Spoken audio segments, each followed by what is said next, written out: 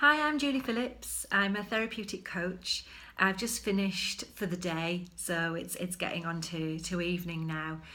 And I'm just dropping by really to make this video because a lot of my clients this week have brought up a recurring theme of self-criticism, of a nagging critical voice in their head, the sort of nick, nick, nick, nick, nick, that says that you can't do something, or you'll never be able to change your job, you'll never be able to have the relationship that you want, you'll never be able to live your life the way that you want to live it.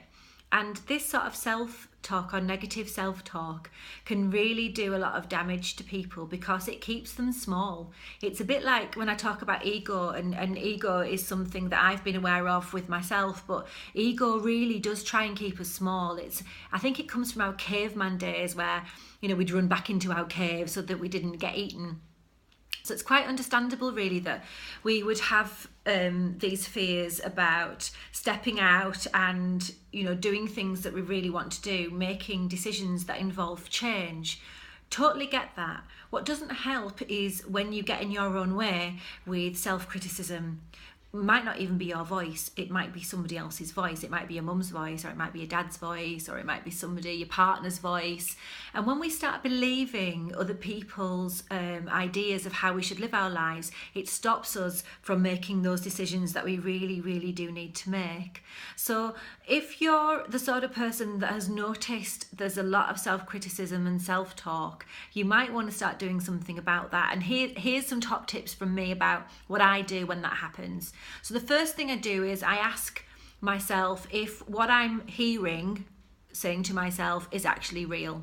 Is it true, or have I just made that stuff up? And 90% of the stuff that we think is made up stuff. So I say, is it real? Have I just made it up?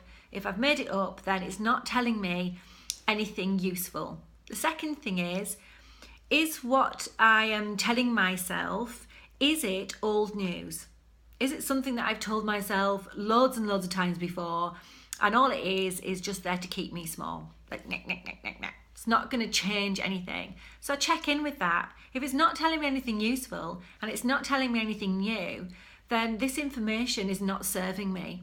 It's not serving my higher self. It may have come from a very younger part of myself. I've got an inner 11-year-old and she appears quite often to keep me small. You can't make a video, you haven't got a website, you can't do that. You won't be able to do workshops. Well, okay, I understand my inner 11-year-old is there to help me, but really she's not telling me anything new, and certainly not anything that's going to be useful to me.